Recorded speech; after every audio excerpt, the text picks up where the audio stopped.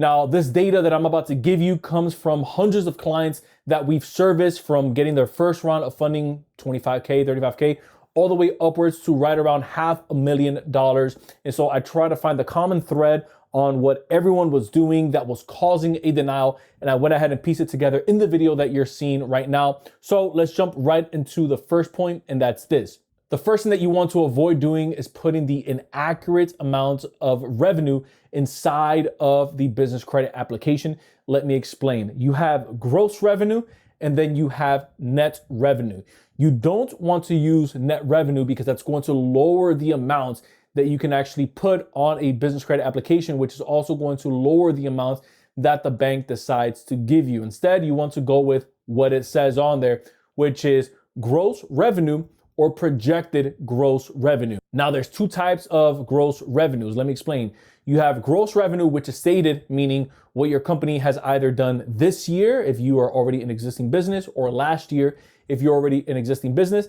And sometimes in business credit applications, this is why you want to read through them carefully, is they're going to ask you for projected gross revenue. This means that based off of where you're at in business, based off of where you're located, and based off of what type of business you currently have, meaning the industry, where are you projecting your income is going to be within the next 12-month period. So that's when you have to forecast. Okay, if let's say I'm in the construction business or I am in the landscaping business and I live in California, that projection is going to be totally different from someone who's in the middle of, let's say, Wisconsin, or someone who's in the middle of Washington State. And so you want to play to those numbers, and then you want to adjust them accordingly on the application. Now, the second thing you never want to put on a business credit application is going to be the wrong NAICS code.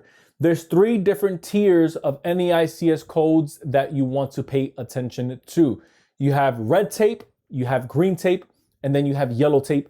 Let's break each of those down. Red tape NAICS codes are restricted industries. These are industries that banks just flat out won't touch. And by the way, most instances, if an industry is red tape in one bank, it's most likely going to be red tape in another bank. Often these are gun and ammo type of stores. These are pawn shops. These are liquor shops. And so if you're in any of those type of industries, that's usually red tape, meaning you're seen as not just high risk, you're seen as completely restricted, meaning they're not going to lend to you. The second type of risk that you see with the NAICS codes, also known as NAICS codes, these are going to be high risk. Now, again, this is yellow tape, which means even though it's high risk, it's not fully off limits. It just means that they're going to proceed with caution, kind of like the color yellow, which is why they have it. It's yield, proceed with caution, move slowly. This is when banks are maybe going to require a full doc from you, where they're maybe going to want to see financials. If you're in this type of industry, they're going to want to see maybe that you have an established bank account with them. They're going to want to see a bit more age on the entity. They may even want to see maybe bank statement to see how cash flow friendly your business is. And then lastly, you have what's known as green tape or low risk industry. And just like the color gold means, hey, we're good to go. These are super friendly to lend to, at least into the eyes of the banks, to the eyes of the lenders.